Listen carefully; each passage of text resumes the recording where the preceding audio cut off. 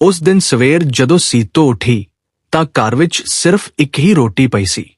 ਨਾ ਆਟਾ, ਨਾ ਲੱਕੜ, ਨਾ ਕੋਈ ਹੋਰ ਆਸ।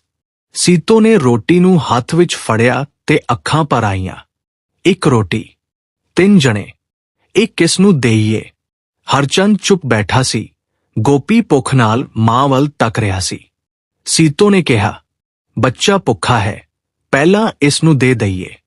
ਹਰਚੰਦ ਨੇ ਹੌਲੀ ਆਵਾਜ਼ ਵਿੱਚ ਕਿਹਾ, ਸੀਤੋ, ਰੋਟੀ ਉਸ ਨੂੰ ਦੇ ਦੇ, ਰੱਬ ਨੇ ਚਾਹਿਆ ਤਾਂ ਮੈਂ ਅੱਜ ਮਜ਼ਦੂਰੀ ਲੱਭ ਲਵਾਂਗਾ। ਸੀਤੋ ਨੇ ਕੰਬਦੇ ਹੱਥਾਂ ਨਾਲ ਰੋਟੀ ਅੱਧੀ ਕੀਤੀ, ਪਰ ਗੋਪੀ ਨੇ ਮਾਂ ਦਾ ਹੱਥ ਫੜ ਲਿਆ। ਮਾਂ, ਤੁਸੀਂ ਨਹੀਂ ਖਾਵੋਗੇ। ਸੀਤੋ ਦੀਆਂ ਅੱਖਾਂ ਵਿੱਚੋਂ ਹੰਝੂ ਵਹਿ ਪਏ।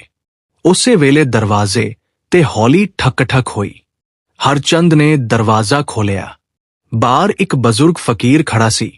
ਫੱਟੇ ਕੱਪੜੇ, ਤੋੜ ਨਾਲ ਭਰਿਆ ਚਿਹਰਾ, ਅੱਖਾਂ ਵਿੱਚ ਅਜੀਬ ਚਮਕ। ਪੁੱਤਰ, 2 ਦਿਨਾਂ ਤੋਂ ਭੁੱਖਾ ਹਾਂ, ਜੇ ਇੱਕ ਟੁਕੜਾ ਮਿਲ ਜਾਵੇ। ਸੀਤੋ ਨੇ ਰੋਟੀ ਵੱਲ ਵੇਖਿਆ, ਗੋਪੀ ਵੱਲ ਵੇਖਿਆ ਅਤੇ ਫਕੀਰ ਵੱਲ। ਇੱਕ ਪਲ ਲਈ ਉਸ ਦਾ ਦਿਲ ਕੰਬ ਗਿਆ। ਸਾਡੇ ਕੋਲ ਖੁਦ ਇੱਕ ਹੀ ਰੋਟੀ ਹੈ। ਹਰਚੰਦ ਨੇ ਅੱਖਾਂ ਬੰਦ ਕਰ ਲਈਆਂ। ਉਸ ਨੂੰ ਪਿਤਾ ਦੀ ਕਹੀ ਗੱਲ ਯਾਦ ਆ ਗਈ। ਪੁੱਤਰ, ਭੁੱਖੇ ਨੂੰ ਰੋਟੀ ਦੇਣੀ ਸਭ ਤੋਂ ਵੱਡੀ ਭਗਤੀ ਹੈ। ਹਰਚੰਦ ਨੇ ਰੋਟੀ ਚੁੱਕੀ। ਉਸ ਨੂੰ 2 ਟੁਕੜਿਆਂ ਵਿੱਚ ਨਹੀਂ, ਪੂਰੀ ਦੀ ਪੂਰੀ ਫਕੀਰ ਦੇ ਹੱਥ ਵਿੱਚ ਰੱਖ ਦਿੱਤੀ। ਸੀਤੋ ਹੈਰਾਨ ਰਹਿ ਗਈ।